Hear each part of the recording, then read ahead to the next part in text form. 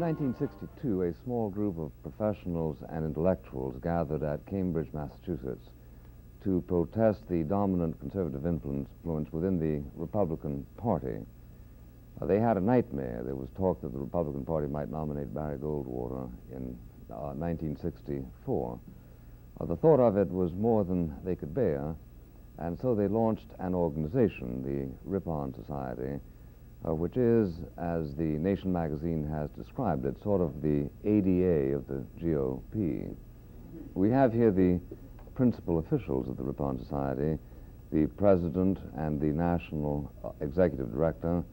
The president, Mr. Josiah Auspitz, is a graduate student in government at Harvard with an absolutely staggering record of journalistic accomplishments, from editor of the Harvard Crimson to editorial work in Nigeria, Israel, Oxford, and, would you believe, Liberia.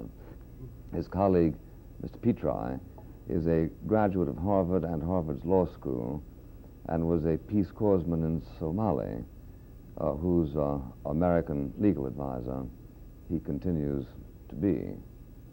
What would happen to the Ripon Society if Somalia and Liberia went to war with one another, I cannot imagine. I should like to begin by asking Mr. Auspitz if he would define the difference between the political philosophy of the ADA and that of the Ripon Society. Mr. Petri is allowed to help. Well, I'm glad he can help. The Ripon Society is a Republican group.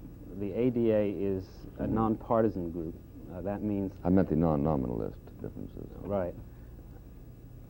The differences in philosophy spring somewhat from that. The Ripon Society philosophically really does reject some of the major premises of New Deal liberalism, which are the major premises in terms of the ADA. That is to say, we believe that this is a time when notions of decentralization, of self-help, of voluntarism are coming to the fore in American society.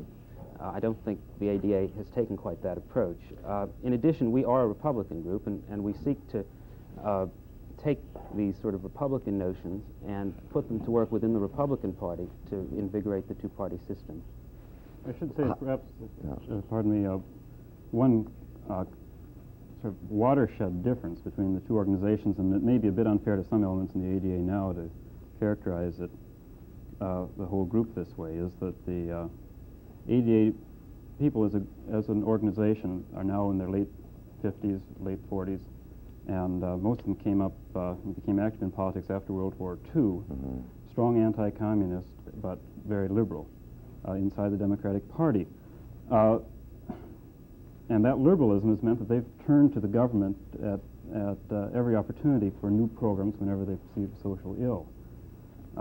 And I think that our sort of center of gravity has been a bit different than that, working within the Republican Party. We've felt that the role of government really should be to sort of enlighten self-interest in society, to be a systems manager for the people of the country, rather than trying to do everything itself.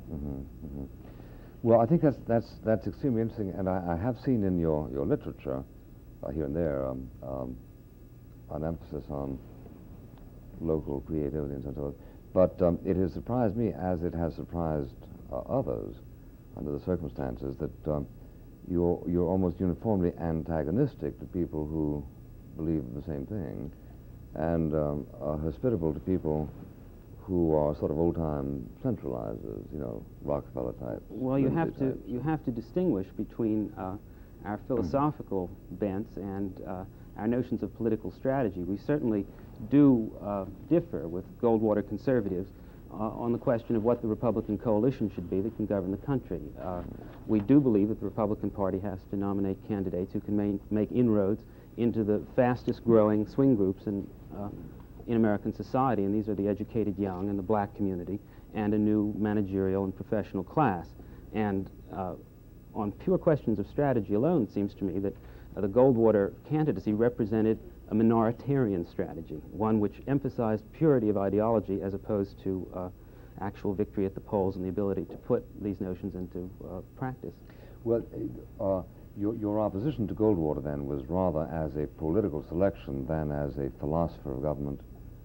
Is that correct? It was a bit of both, but the argument Lee Auspitz was just making, I think, was somewhat similar to the arguments that you were trying to make in supporting Nixon this spring to the people who were going down the line. I don't try to make arguments, I make them. Well, unpersuasively in a few instances, but at any rate, to the Reagan partisans saying that here's a chance to actually win and so on.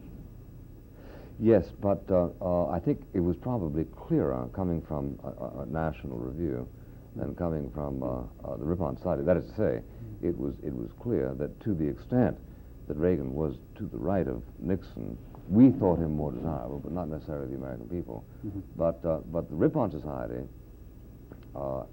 certainly seems to me to have affected most people as an organization that is industriously engaged in trying to persuade the Republican Party to be like the Democratic Party. No, it's engaged in persuading the Republican Party to do those things that will enable it to compete with the Democratic Party in states where the Democratic Party is strong. That's a bit different. We try to take Republican ideas and formulate them so that they can embrace the necessary role of government in the last few decades of this century, and that's different. Well, is your interest? If you mean like the Democratic Party in that it can command a national majority, no, yes. I noticed that in the forum of which Mr. Petri is the editor, right, at this point? No, I'm not. A fellow named Doug Matthews Oh. is the editor over in Cambridge, but Lee used to be editor until just this last November. Oh. Well, it was, I guess, while you were editor that somebody revealed that the overwhelming majority, something like 75% of your readers,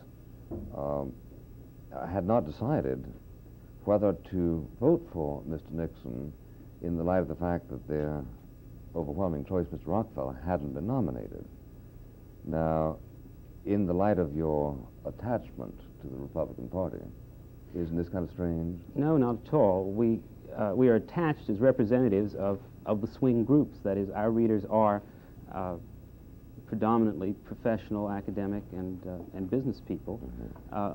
Throughout the campaign, we warned Nixon that by not speaking out on issues like Vietnam and on urban programs, that he was in danger of losing this swing group. And sure enough, he didn't. And sure enough, he did. And sure enough, he did. And we can document the states in which the McCarthy Republican vote, that is, Republicans who wanted a peace candidate and who, when polled in July, preferred McCarthy to Rockefeller, but Nixon to Humphrey. In the states where those voters were significant, Nixon lost in the last week of the campaign. In California, they were 4% of the vote, and suddenly Nixon lost 8 percentage points. Well, 4 when they leave Nixon and 4 when they go over to Humphrey. And in Pennsylvania, in Massachusetts, in Oregon, in Wisconsin, all the states where that particular vote is swing, Nixon really lost in the last few days. If he had come out for the Communist Party, he would have gotten the Communist Party vote. The question is, what would he have lost? Well, actually, what he lost there is the group that he's tried to get back in his initial appointments. That is, the educated constituency that any government needs to have a governing coalition as well as an electoral coalition. Mm-hmm. And your point then being what? Being that Nixon, in his early appointments, has in fact admitted that this particular swing group is essential to an effective government in the United States. And he has catered to the liberal Republican managerial Democratic vote that deserted him in many key districts. I don't think it's quite fair to say it's been all one way, though. He's done a fairly good balancing act, really, from all sectors of society rather than all sectors of just the Republican Party. Sure, I should think so. I mean, you wouldn't give that as a reason why FDR appointed Stimson and Knox after the narrow squeeze of 1936. Not at all. Well, the point that puzzles me and a lot of people about the Ripon Society is that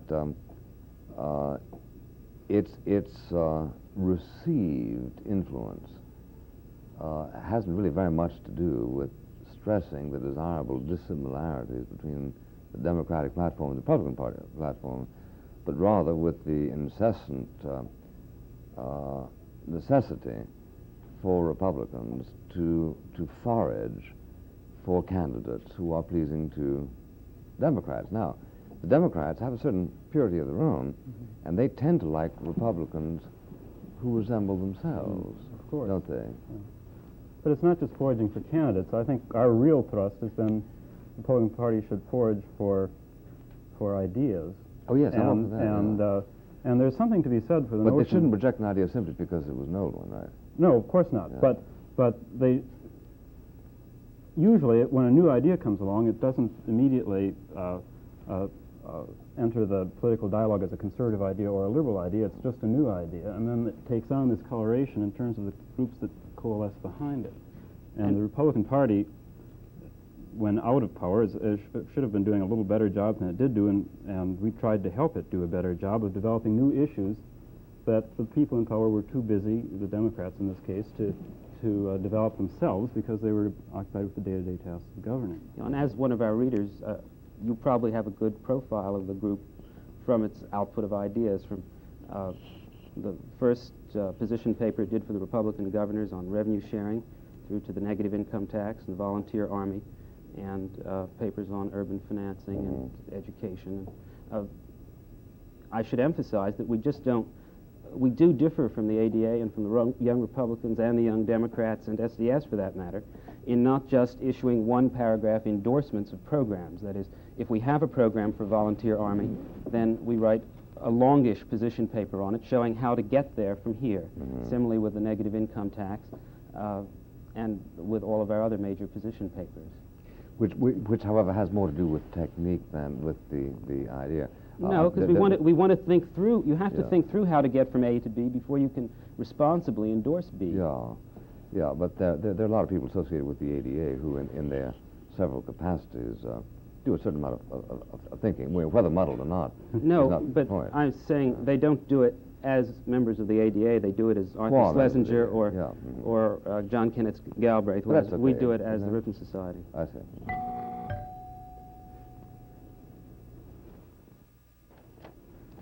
Well, Ms. Petri, you were very critical of Mr. Nixon, not only during the campaign, but I remember especially right after the campaign, which seemed, in a sense, unusual, considering that Nixon had won the election and the pragmatic stress that you have put over the years on the value of winning elections if you're in politics. And I know one particular announcement said that the Republicans won the election, but they lost the campaign. Nixon's pursuit of the Wallace vote alienated the liberal front lash. The Republican Party was presented with a golden opportunity to enlarge its appeal to disenchanted voters, but by and large it blew it. I wonder if that is the settled position of the Ripon Society, or was this just sort of a blurt that we forget about? Well, it was an unsettling position for some people in the organization, but I think one that we felt did reflect political reality and was not said to attack the president or the fact that he won. We were happy that he. Why do you care about attacking the president? But well, he's a Republican and we're Republicans, and we don't like to be in the business of being divisive, but we do like to be in the business of... You attack Goldwater, Reagan, lots of people you attacked. Well, they attack a lot of people too, but what we were trying to do in this case, and in each of these cases, is to talk about issues and not about the individual involved, in this case President Nixon. What we were concerned about was that certainly after the Democratic Chicago Convention, polls showed an overwhelming victory for former Vice President Nixon. And then somehow, between then and the general election, that whittled away, in fact, at an increasing pace until he just won by a narrow margin. And we thought that meant that looking at that as the campaign period, he did indeed lose the campaign, though he did win the election, and that looking ahead to the next campaign, wanting to win it very badly, we might as well realize that as the case and go about figuring out a better campaign strategy. Also, the real question here is, did he help to build the kind of coalition that can make the Republican Party into a majority one? Now, he perceived the elements in the coalition in a speech he made last May. The question is whether this election campaign brought him any closer to it. Did it bring him any closer to the new liberals that he wants to win, to the black community that he wants to win, or even to the New South with Strom Thurmond, who's not a New Southerner? There's got to be somebody left to mind. vote for the Democrats. So, well, we'd like him to win those groups ultimately. We were disappointed that he retreated from that earlier battle plan in the actual campaign, and we certainly hope that he'll return to it in the next 4 years, because then we can have a real Republican Party in this country instead of a group that gets about 22%. I think 22% of college youth now are willing to call themselves Republican. And yeah, but the overwhelming majority voted for Nixon. As a matter of fact, the overwhelming majority of college graduates have voted for the Republican candidate during this century. Did you know that? Yes. And that's what's changing now. Among this fastest growing group in the electorate, the Republican Party is losing ground very quickly. Well, it's also gaining ground, for instance, in the labor unions. See, what I think that you haven't thought well, through there's a difference in is the methodology here.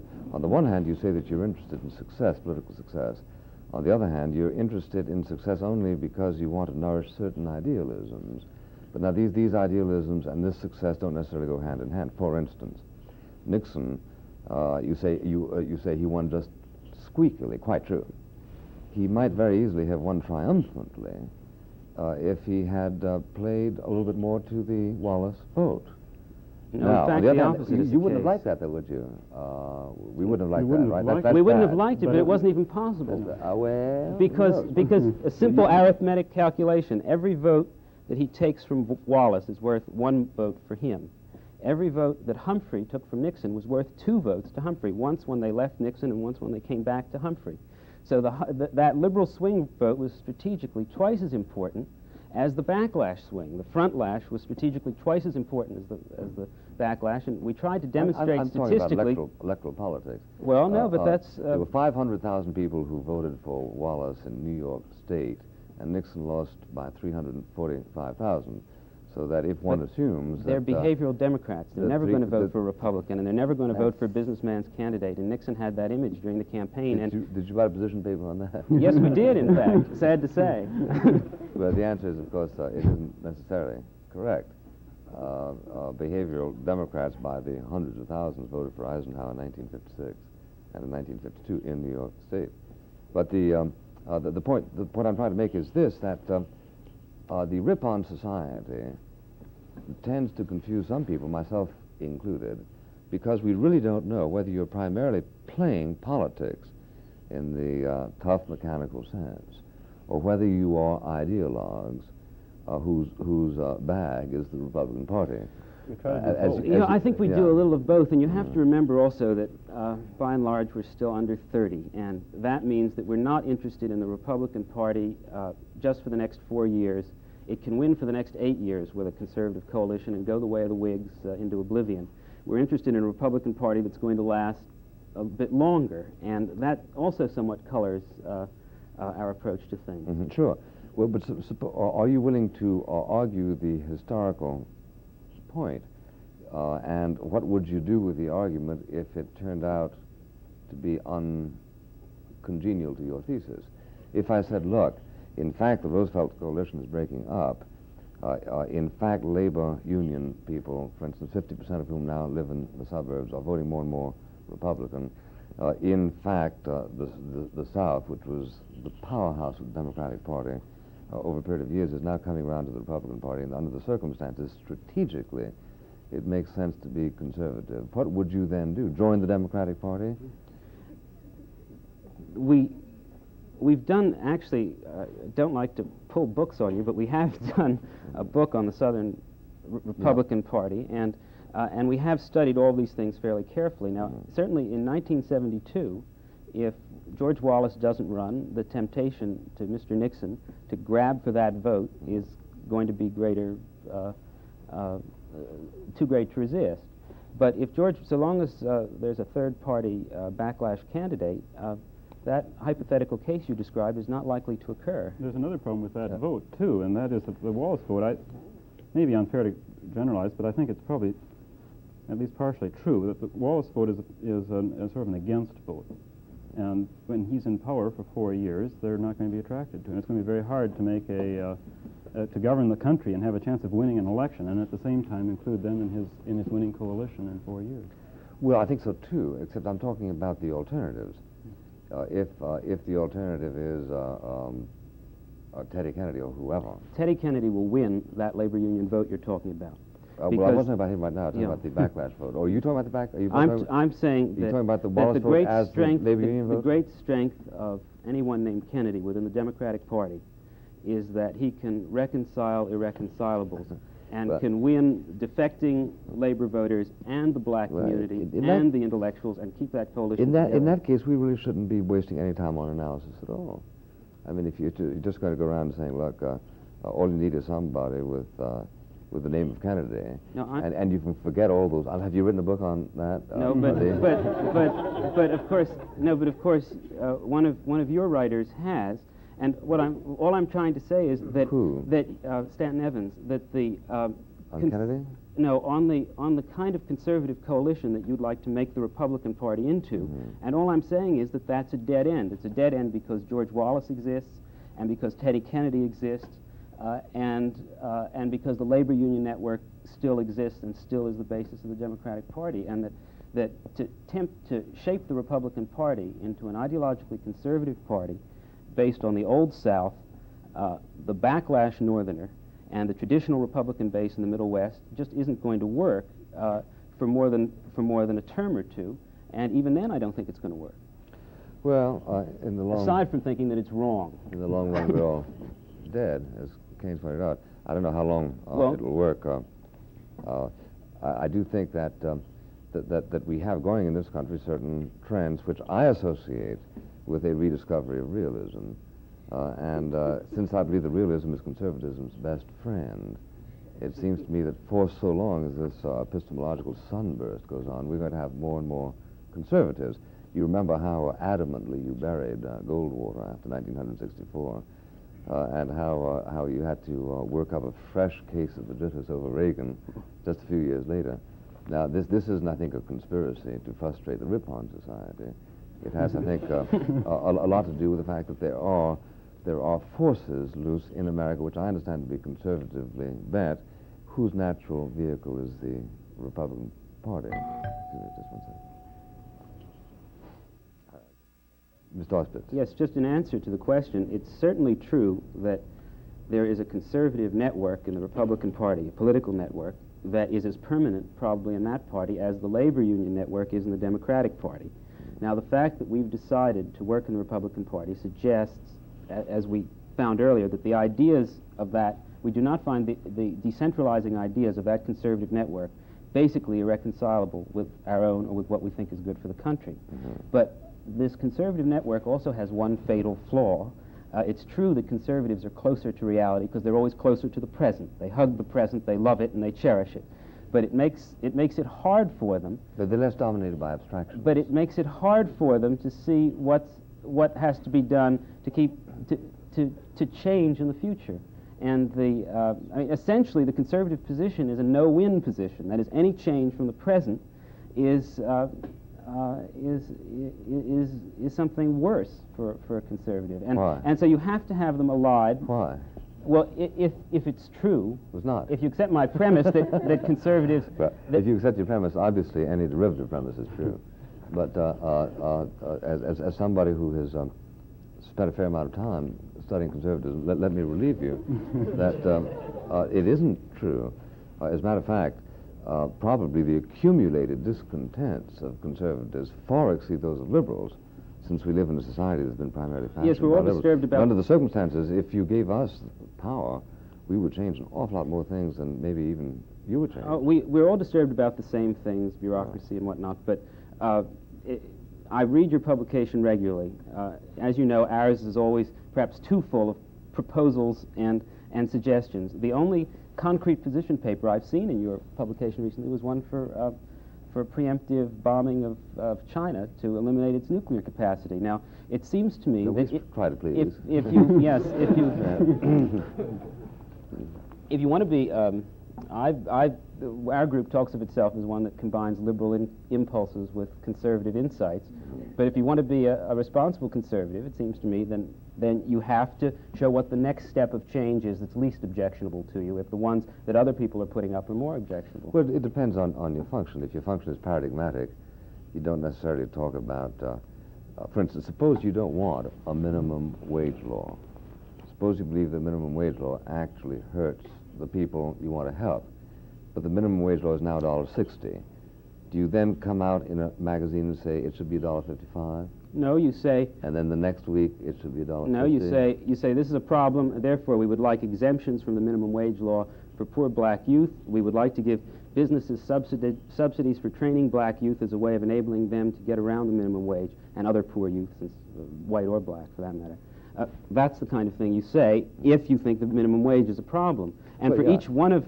It depends on your didactic mode. If what you want to do is say, here is a way in which we can fool the majority of the people so that they will not know that we are in fact dismantling the minimum wage law, you do it your way. If you want to say, look, we're going to level with people and explain, look, it isn't a good idea, we do it our way.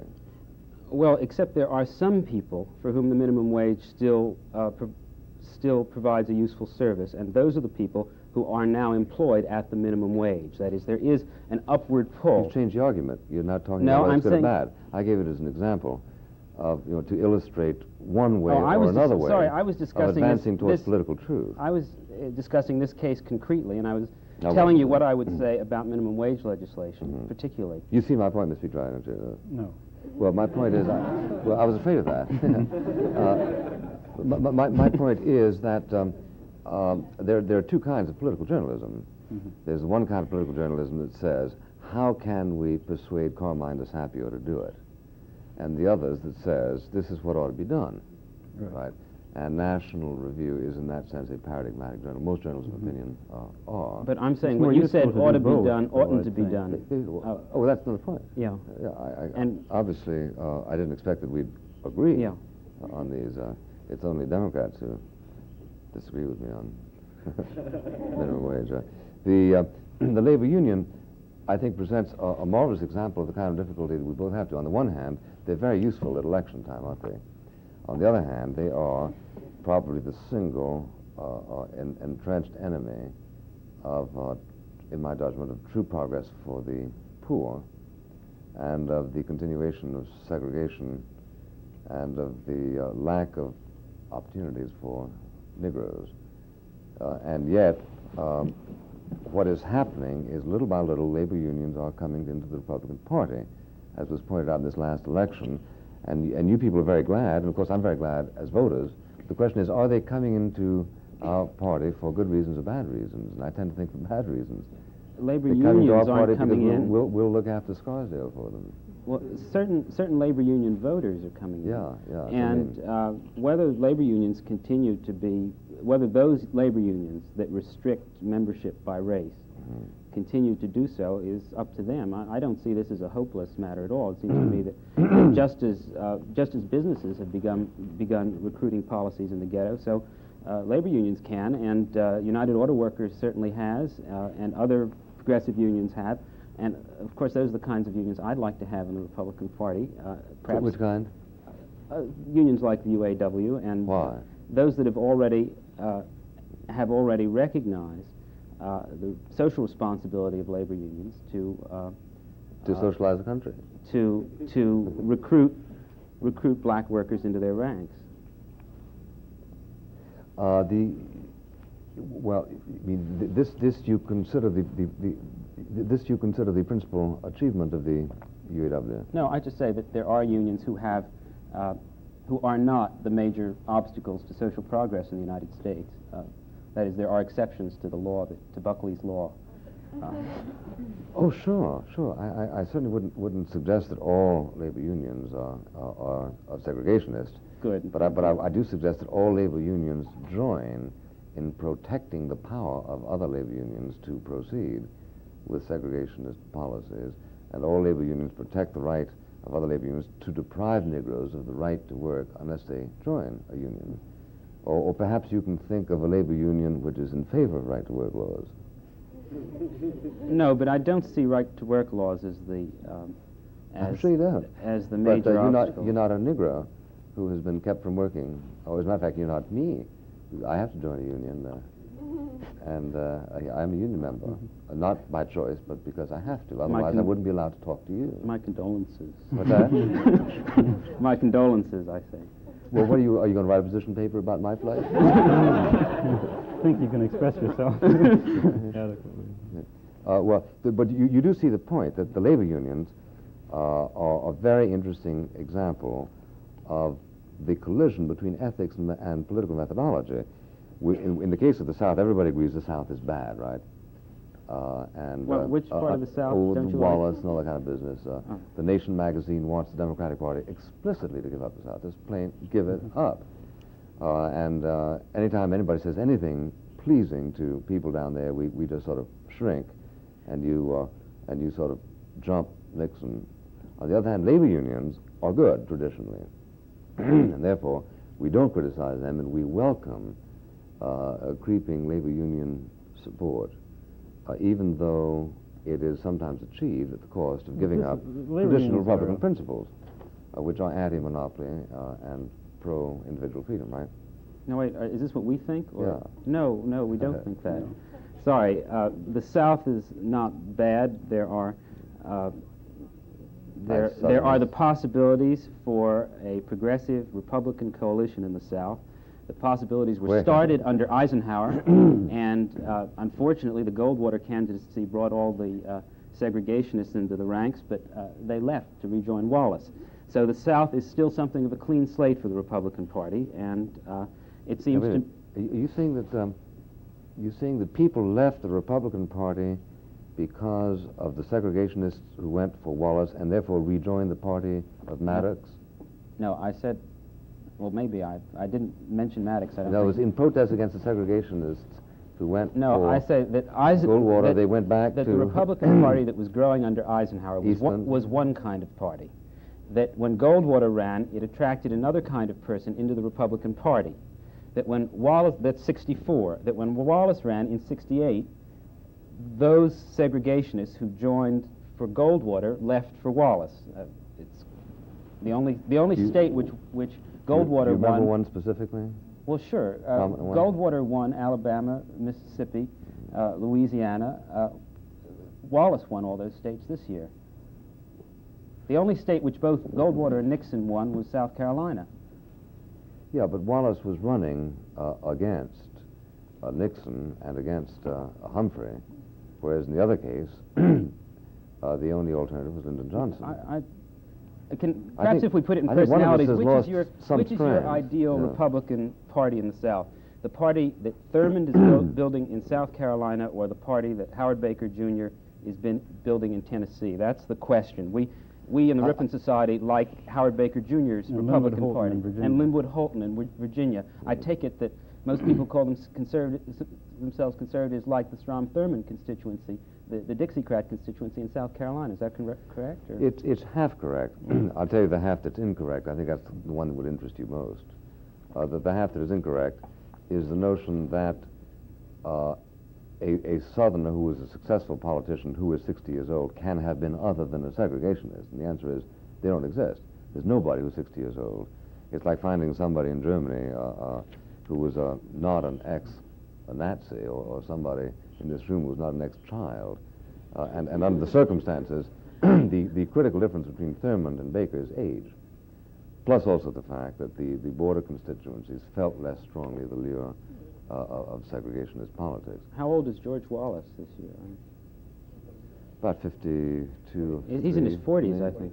49, He was the youngest candidate this time. Yeah, it was rather interesting because, of course, he was the great populist of 18, 20 years ago. He was considered, the New Statesman and Nation said about him in 1947 that he was allied with the most progressive forces in the South. This is when he was backing Kissing Jim Folsom. It's confused, but but I do think that point is worth making. I agree. There's an old South and there's a new South, and we like the new South. Yeah.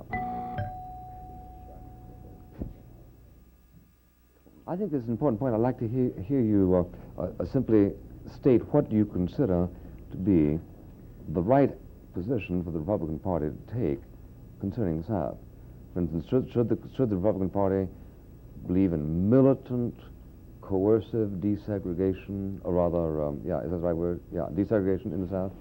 Well, now, on the segregation issue is a difficult one for politicians in either party in the South, and I think that the Republican people down there should talk about.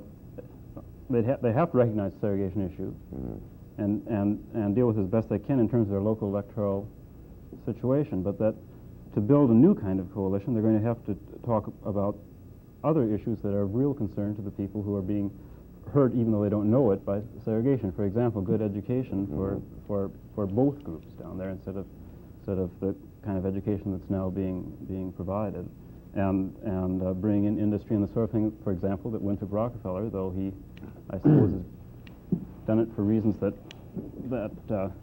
some people might dislike, has done for the state of Arkansas.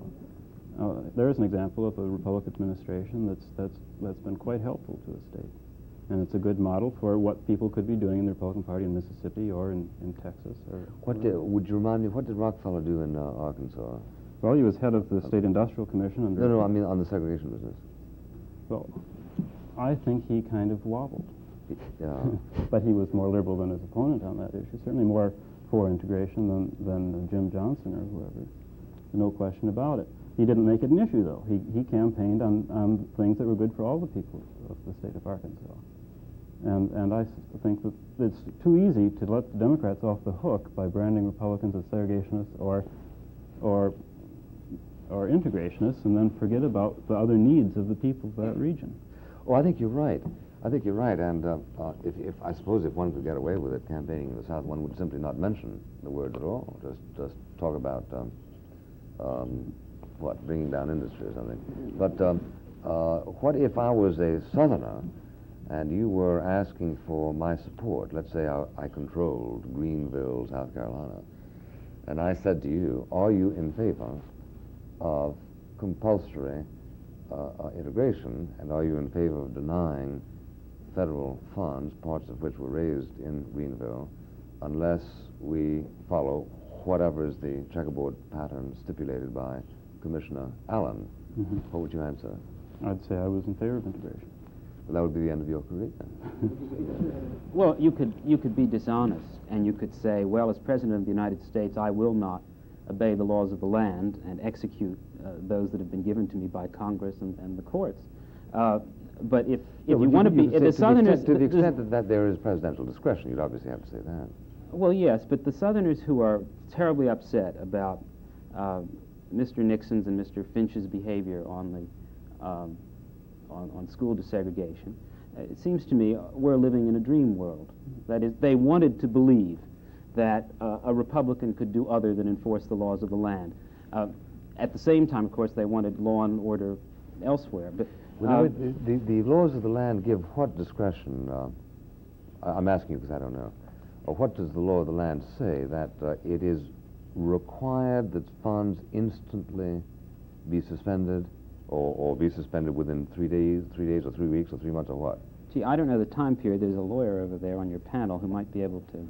There's a considerable amount of discretion, clearly. There is discretion. Well then. Finch had 60-day waiting periods. So therefore, there wasn't a paradox built into that question, is there? You can be in favor of law and order, and in favor of changing the policy in the South, can you? I see Jeff Greenfield wagging his head. It does say that there's a time period that's discretionary. As to the cutoff, once findings of facts are made, there is no discretion.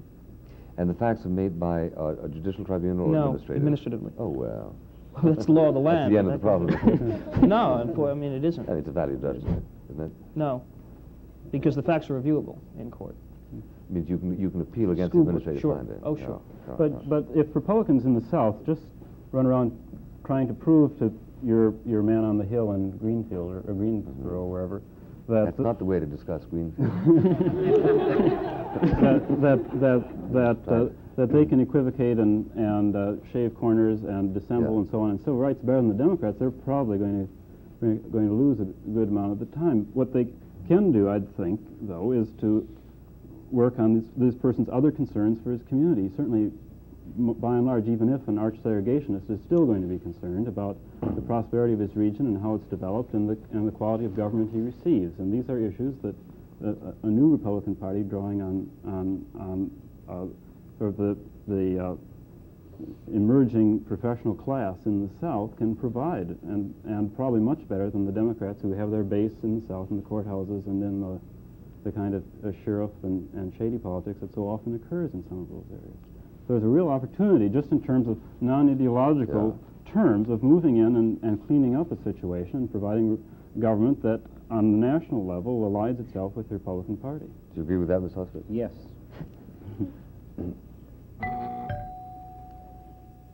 We'll go into questions. Mr. Greenfield.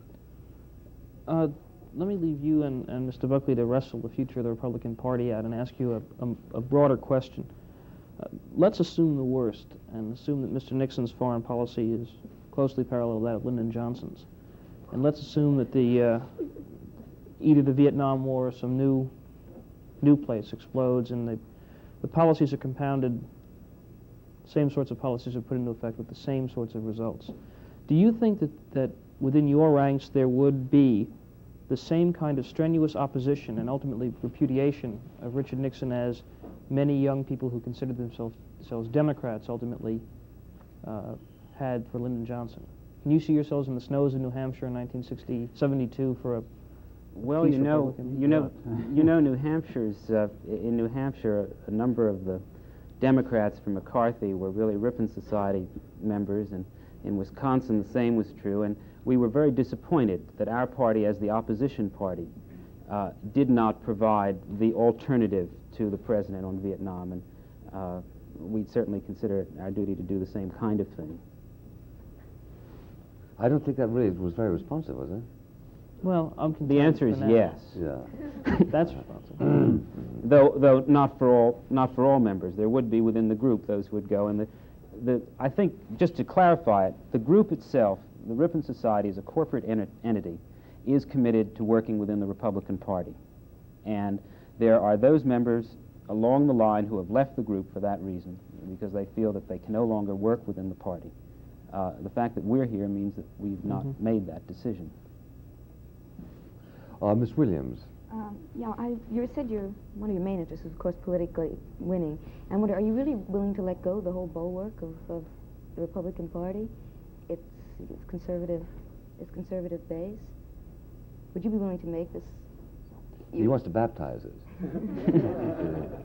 But aren't you in effect? Of course, when did this baptism occur? in 1865 or 1861 or 1964 or when? No, but I wonder if give you're not just solidifying a growing third party, a growing conservative party. Yeah, how about that? In other words, if you were to, for instance, eject all Republicans who support the reasoning behind the Vietnam War, that's going to leave you with very few. Now, that's not what that was not the answer to Like Jeff's. Post Magazine, are you going to No, start no. right off to The answer to Jeff's question was that if we thought the Nixon administration was embarked on disastrous policies, well, of course we'd say so. That's that point. And to the party or to the nation? To the party and the nation. Now, I take it you're... I wonder if you're not really going after some of the groups that you've mentioned that you're going after, if you're not really just trying to split these with Democrats who are in a way even there first. And if you're not consigning an increasingly large number of conservatives to a solidly growing third party. Well, we're certainly trying to get the new swing groups.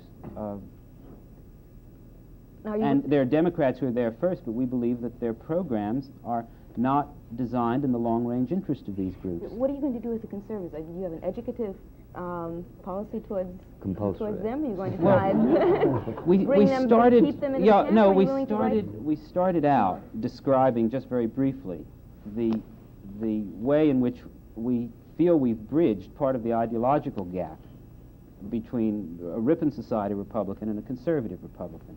That is, there are a number of conservative programs and issues that are the right issues for the country, and we embrace those, and we're glad that they come from conservative Republicans. And as three broad categories, issues involving decentralization, voluntarism, and self-help are all all sit better on conservatives. Now, it's true that McCarthy tried them out for a while, and Bobby Kennedy tried them out for a while, but they do sit better on conservative Republicans.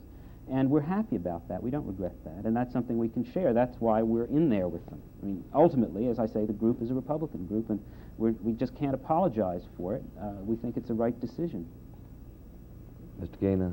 Yeah, Mr. Auspitz, if you're committed to working within the construct of the Republican Party, and your work is against the current policies of the Republican Party, aren't you in fact helping to destroy the party? Short term or long term?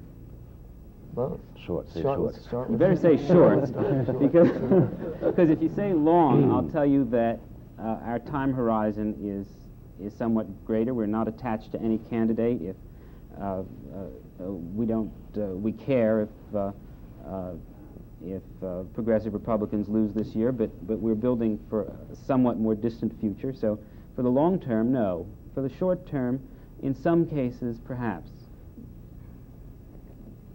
Well, like for instance, the Goldwater business, right? Yeah, it didn't Goldwater would have lost even with our endorsement. Well, I lost more.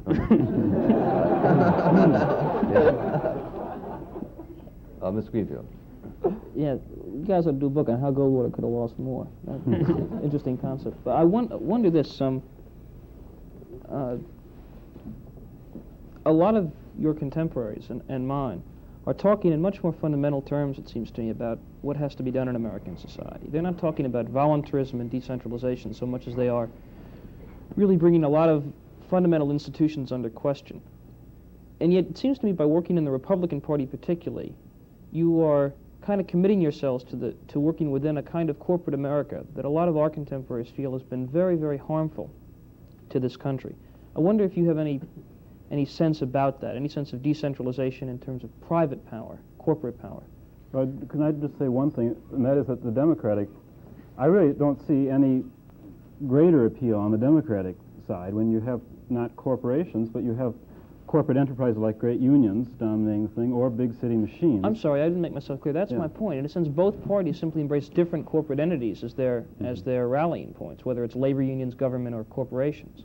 I just wonder if you really think that the party system is the way you're going to bring about those kinds of changes at all. Mr. Greenfield takes a moral position against working for Republicans. That's why he associates with Mayor Lindsay. No, I don't. It's a good question, though. I lose something in the original, you see, but I waive consecutive translation. Maybe you could answer the question. No, I think that is the question that's now besetting us as we in the Ripon Society decide what our response should be to the many requests that we're now getting from college campuses to organize there. And it's a question that we... Organize what? Organize Ripon societies.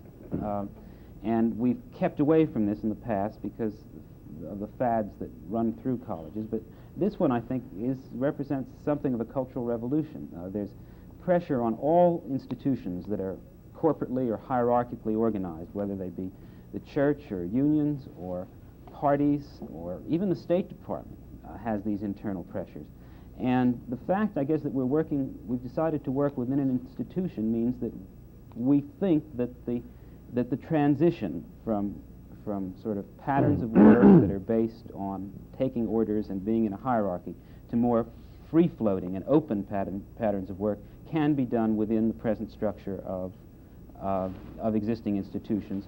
And I'm willing to concede and approve the need for inventing new institutions. But we have to remember that the bulk of people in this country are in the existing institutions. And what happens there is of much greater import. And it does seem to me, the point where I suppose I differ from more radical groups is it does seem to me that it's irresponsible to work on inventing institutions which are going to serve only the most fractional minority of our people, that we really have to make the new ones adapt, and it's really a moral imperative to do that.